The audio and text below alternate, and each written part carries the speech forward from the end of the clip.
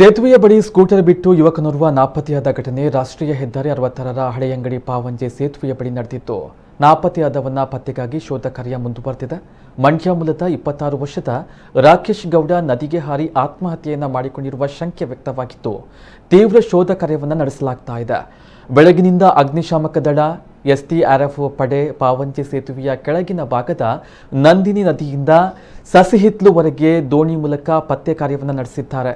ನಾಪತ್ತೆಯಾದ ಯುವಕ ರಾಕೇಶ್ ಗೌಡ ಕಳೆದ 6 ತಿಂಗಳ ಹಿಂದೆ ಮಂಗಳೂರಿನಲ್ಲಿ ಅಂಚೆ ಇಲಾಖೆಯಲ್ಲಿ ಕೆಲಸಕ್ಕೆ ಸೇರಿದ್ದು ನಗರದ ಪಿಜಿಯಲ್ಲಿ ಉಳಿದುಕೊಂಡಿದ್ರು. ಮಂಗಳವಾರ ರಾತ್ರಿ ಮಿತ್ರನಿಗೆ ಮೊಬೈಲ್ ಮುಖಾಂತರ ತಾನು ಆತ್ಮಹತ್ಯೆಯನ್ನು ಮಾಡಿಕೊಳ್ತಾ ಇದ್ದೇನೆ ಎಂದು ಹೇಳಿ ಮೊಬೈಲ್ ಸ್ವಿಚ್ ಆಫ್ ಮಾಡಿದ್ದಾನೆ. ರಾತ್ರಿ 9:30ರಿಂದ 10:30ರವರೆಗೆ ಪಾವಂಜೆ ಸೇತುವೆಯ ಬಳಿ ನಿಂತಿದ್ದನ್ನ ಸ್ಥಳೀಯ ಪಂಚಾಯತ್ ಸದಸ್ಯರಾದ ಸುಕೇಶ್ ಅವರು ಗಮನಿಸಿದ್ದಾರೆ ಎಂದು ತಿಳಿದು ಬಂದಿದೆ. ಬಳಿಕ ಸೇತುವೆಯ ಬಳಿ ಸ್ಕೂಟರ್ ಮಾತ್ರ ಪತ್ತೆಯಾಗಿದ್ದು ರಾಕೇಶ್ ಗೌಡ ನಾಪತ್ತೆಯಾಗಿದ್ದಾನೆ. ಮುಲ್ಕಿ ಪೊಲೀಸ್ ಠಾಣೆಯಲ್ಲಿ ಪ್ರಕರಣ ದಾಖಲಾಗಿದೆ.